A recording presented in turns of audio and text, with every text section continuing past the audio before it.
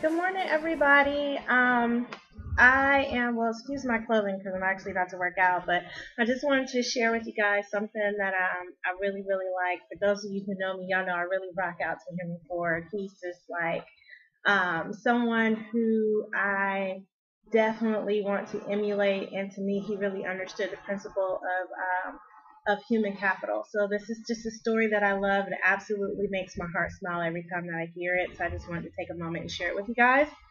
Okay, so during the World War, Chicago newspaper published certain editorials in which, among other statements, Henry Ford was called an ignorant pacifist. Mr. Ford objected to the statements and brought a suit against the paper for labeling him.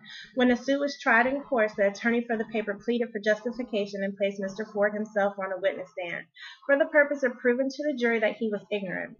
The attorneys asked Mr. Ford a great variety of questions, all of them intended to prove by his own evidence that while he might possess considerable specialized knowledge pertaining to the manufacture of automobiles, he was, in the main, ignorant.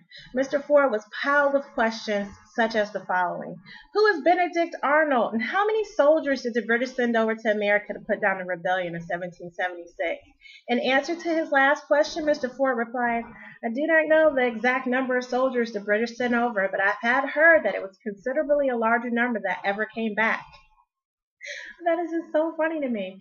Finally, Mr. Ford became tired of this line of questioning and replied to a particularly offensive question. He leaned over, pointed his finger at the lawyer who asked him the question, and said, if I should really want to answer this foolish question that you've just asked me, or any of the other questions that you've been asking me, let me remind you that I have a row of push buttons on my desk, that by pushing the right button, I can summon to my aid men who can answer any question I desire concerning the business to which I'm devoting most of my effort.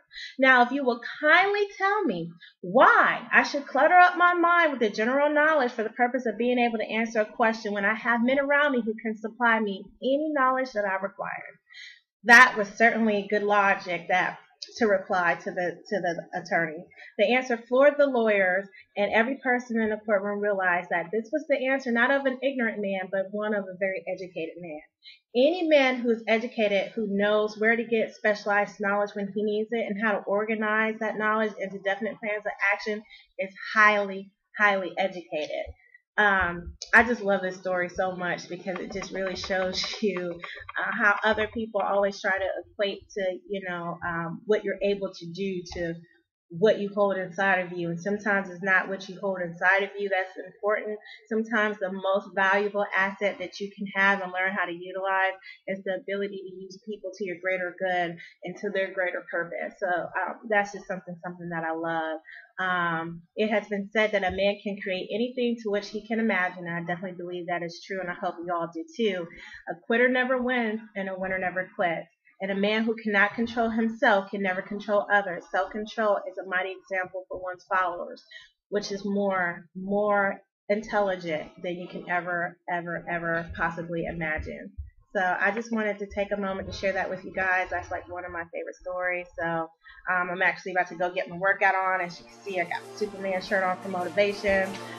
Feel free to follow me on Twitter, and I will holler back at you guys later. Bye.